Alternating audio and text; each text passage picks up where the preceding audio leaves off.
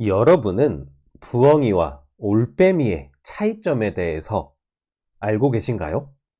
저도 이번에 자료조사를 하면서 처음 알게 되었는데요. 올빼미와 부엉이는 같은 올빼미과에 속하고 둘의 차이는 부엉이의 경우 사람 귀 모양에 깃털이 있다라는 것이라고 하네요.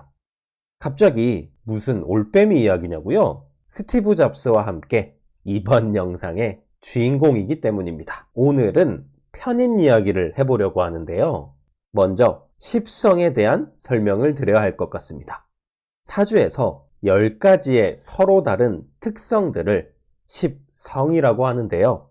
그 중에서도 이 인성은 2가지 종류가 있습니다. 바로 정인과 편인이죠. 한자로 그 뜻을 알아본다면 발을 정자를 쓰는 정인, 치우칠 편자를 쓰는 편인이 되겠는데요. 오늘은 이 치우칠 편자를 쓰는 편인에 대해 알아보겠습니다.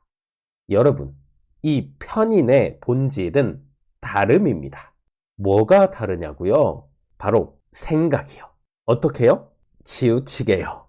한자로 도장 인자를 쓰는 인성이라고 하는 글자는 말 그대로 도장이 찍힌 것과 같습니다. 자격을 갖추다, 인정받다, 무엇인가를 갖게 되다 등 다양한 의미를 가지는데 인성의 뜻을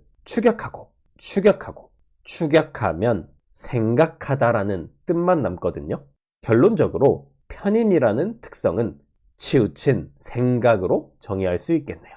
그런데 이 편인의 치우친 사고방식은 반대편에 있는 정인, 즉 보다 대중적이고 일반적인 모습으로 살아가는 사람들과의 뚜렷한 차별점을 만들어냅니다. 흔히 매니아적이라고 하죠. 학생으로 비유를 해본다면 정규 교육과정으로 일컬어지는 국어, 영어, 수학 등이 아닌 프로그래밍 언어, 코딩 작업, AI 등 타인과 다른 생각할 거리들에 사로잡혀서 하루 종일 몰두한다거나 사주, 점성술, 타로, 철학, 종교학, 예술 같은 비정형적이고 깊이 있는 영역에 심취한다거나 하는 것들 말이죠. 흔히 너드 행위라고 하죠. 내가 꽂힌 분야에 몰입하고 열중하는 매니아적인 모습이 바로 편인 본연의 모습입니다. 이 편인을 가진 사람은 남들이 다 하는 것, 평범한 것, 일반적인 건 나에게 흥미가 느껴지지 않거든요. 그래서 점점 더 소외되고 혼자 있게 되고 고독하고 외롭게 되는 상황을 맞이하기도 합니다. 이것을 편인의 또 다른 별명 중 하나인 효신살이라는 단어로 표현해 볼게요. 이 효신살에 대해 흔히 알려져 있는 내용을 살펴보면 굉장히 자극적으로 나와 있거든요. 효신살은 올빼미 효자를 쓰고 올빼미의 특징은 새끼가 어미를 쪼아서 잡아먹는 살이다. 따라서 강력한 흉살이다. 더욱 자세히 살펴보면 1번 감정 기복이 크고 예민하다. 2번 외로움을 잘 타고 대인관계에서 소외되는 경향이 있다. 3번 부모와의 갈등, 특히 모친과의 인연이 좋지 못하다, 박하다. 4번 학업의 성취가 어려울 수 있다. 즉 중간에 가방끈이 끊긴다 등으로 알려져 있는데요. 일리가 있다고 생각하시나요? 그렇다면 언제나 그랬듯이 효신살의 한자를 탐구해 보겠습니다. 효신살의 효는 올빼미, 효를 쓰는데요. 올빼미 효는 다양한 뜻을 가지고 있습니다. 저는 이 중에서 영웅, 꼭대기, 정상이라는 뜻에 집중해 보고 싶어요. 사주에서 낮은 양기운을, 밤은 음기운을 뜻하죠. 실제로 이 올빼미과에 속하는 부엉이는 밤의 제왕이라고 불린다고 합니다. 소리 없이 날 수 있는 일명 스텔스 비행과 강력한 발톱, 어둠 속에 가장 높은 자리에 앉아있는 모습은 영락없이 밤을 지배하는 제왕의 모습입니다. 다시 돌아와서 난세에 영웅이 생겨난다고 하죠. 편인을 가지고 사용하는 사람들은 실제로 강력한 제왕적 모습으로 인류 문명의 개척자로 불리우는 사람이 많았습니다. 오늘의 주인공인 스티브 잡스도 그중 한 사람입니다. 매킨토시를 통해 PC 시장을 개척하고 아이폰을 통해 스마트폰 시대를 열어젖힌 21세기의 혁신의 아이콘이죠. 그렇다면 본격적으로 스티브 잡스의 사주를 살펴보겠습니다. 여기 이곳을 월지라고 하고요. 월지는 내가 사는 세계관을 나타냅니다. 스티브 잡스가 어떤 세계관에 살고 있는지 살펴보죠. 월지에 편인이 보이네요. 그런데 스티브 잡스는요, 그냥 일반적인 편인을 가진 사람이 아닙니다. 무슨 말이냐고요? 편인이라는 글자도 편인의 종류마다 차이가 있겠죠. 잡스가 가진 편인의 특별함은 바로 목오행을 담은 편인, 목편인이라는 사실입니다. 목기운의 물상은 새로운 새싹, 새로운 생명력을 나타내죠. 그 자체로 새롭게 만들어내는 창조, 창의성을 나타내는 것입니다. 같은 편인이라도 창의력과 창조성을 한껏 담은 편인이라는 이야기가 됩니다. 정리하면 사주로 보는 그의 세상은 기본적으로 깊은 사색과 사유의 에너지를 지닌 편인의 성향에 목오행이 가진 창의력과 창조성 그리고 매니아적인 몰입의 힘까지 삼박자가 고루 갖춰진 모습입니다. 월지의 편인에 이어서 일지에 위치하고 있는 여기 이 식신을 살펴보겠습니다. 식신은 먹을 식자를 사용하고 표현과 행동력의 코드를 나타내는데요. 예로부터 전통적으로 먹는 것은 가장 큰 복덕으로 여겨졌죠. 잘 먹는다는 건 그로 인해 튼튼해지고 기운이 왕성해지는 것을 나타내니까요. 따라서 사주의 식신은 건강을 지켜주는 글자이며 동시에 왕성한 행동력을 나타내는 글자입니다. 잡스의 사주에서 가장 주목할 점은 그의 세계관을 상징하는 월지, 편인과 방금 말씀드린 일지, 식신이 만나고 있다는 것입니다. 이 두 기운은 서로 상극의 관계를 이루는데요. 이를 바로 편인 도식이라 부릅니다. 편인 도식의 다른 이름은 밥그릇을 걷어 찼다라는 뜻입니다. 현대식으로 이야기하면 더 이상 밥을 안 먹고 단식 투쟁을 하겠다 정도가 되겠네요. 무시무시하죠? 과거 편인은 식신을 못쓰게 해서 활동력을 감소시키며 먹는 행위를 저해시키는 흉신으로 표현되기도 했습니다. 실제로 잡스는 소식을 하는 채식주의자였으며 주로 견과류와 물만 먹었다고 합니다. 또한 검정 터틀넥 티셔츠와 청바지, 운동화만 입는 미니멀리즘의 삶을 살았습니다.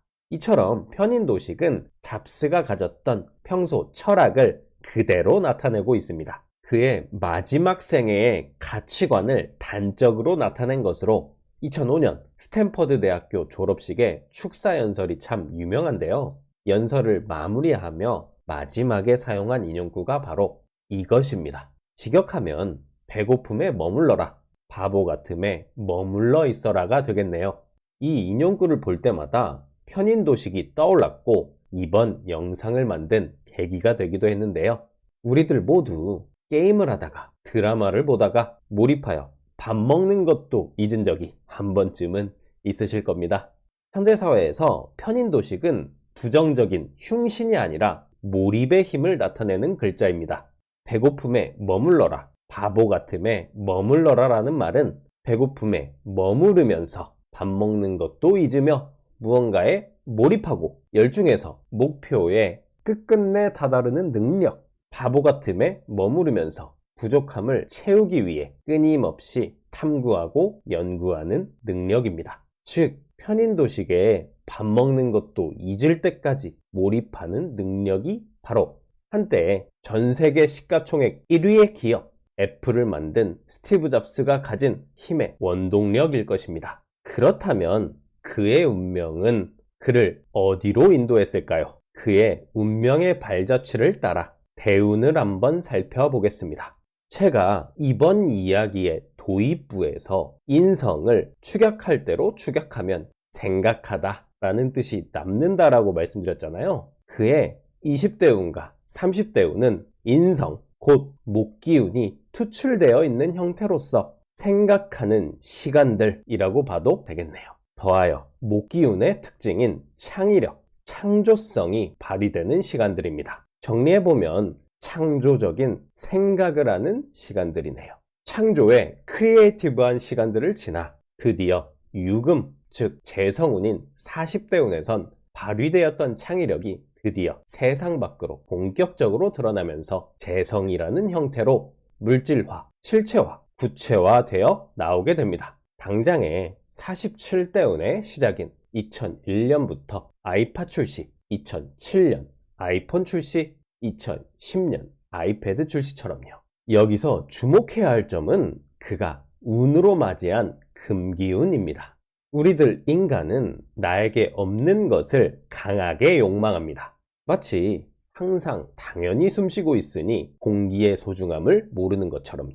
당연한 것을 무가치하고 가볍게, 희소한 것을 탐하고 욕망하게 되죠. 따라서 금기운이 없는 잡스가 평생에 걸쳐 금기운을 기다려왔다고 해도 과언이 아닐 것입니다. 현재 이 시대를 관통하는 키워드는 바로 AI이죠. 이 금기운, 그 중에서도 유금은 AI, 나아가 테크라는 말에 굉장히 잘 어울립니다. 반도체처럼 섬세하고 예리한 최첨단 기술의 느낌을 담고 있죠. 그런데 사실 대운에서 금기운을 맞이했지만 잡스는 사주 원국 내에 금기운이 없습니다.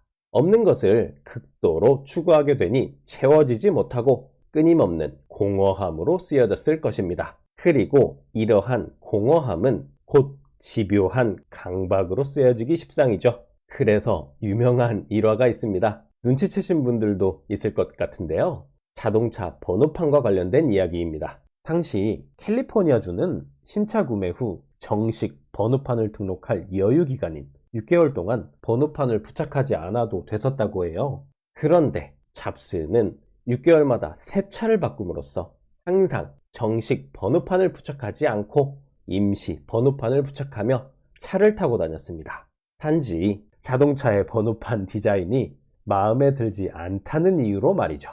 이러한 극단을 향한 강박이 그를 암이라는 질병으로 인도했습니다.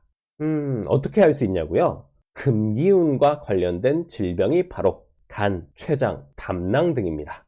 이런 운명적인 유금대운은 그에게 득과 실을 안겨주었습니다. 대운이 끝난 이듬해 2011년 8월 애플사는 전 세계 시가총액 1위의 기업이 됩니다. 그리고 2달 후인 2011년 10월 잡스는 사망합니다.